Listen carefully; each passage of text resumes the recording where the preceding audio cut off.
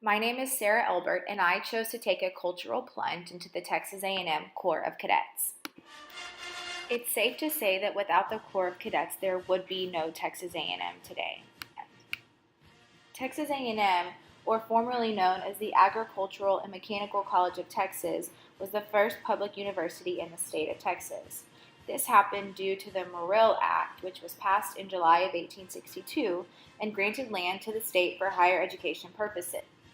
The Agricultural and Mechanical College opened in October of 1876 with the promise of educating white males in agricultural and mechanical studies and requiring military training for all students in attendance. Today, the Corps of Cadets is composed of 46 different outfits or companies. The Corps website encourages students to join a unit based on their interests, major, or ROTC choice. While the regulations may have changed as time has changed, they still uphold the same ideas presented upon the founding of the Corps. The men and women who are a part of the Corps still live on campus, wear uniforms to class, and march in before home football games. Many of them view this as an honor and present themselves accordingly. Before I began this project, I knew I had to find someone that could give me an in to the Corps of Cadets. So I contacted Brent Owen, who is the V1 commander. I expected to go in and be able to fit in with this group, and I was very wrong. I felt like such an outcast from the start.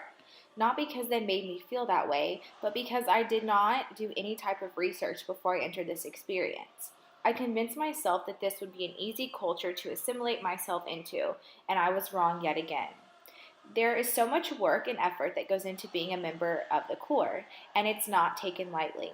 Lastly, I thought that because I knew the commander and he was my boyfriend, that I would be treated differently, and that was so untrue again.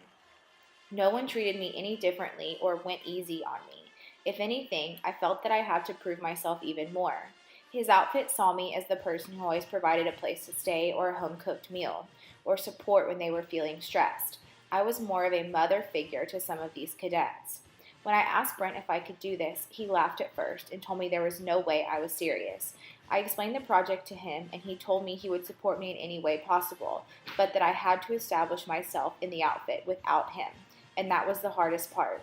I was trying to change people's preconceived notions of me. For my first experience with the Corps, I found out that I was already running late.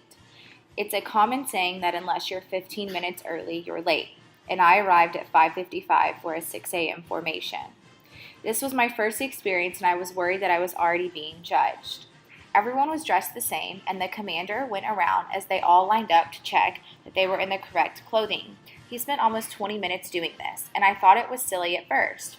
I asked him after why he spent this time inspecting each cadet so carefully, and he told me that he is instilling in them the importance of detail.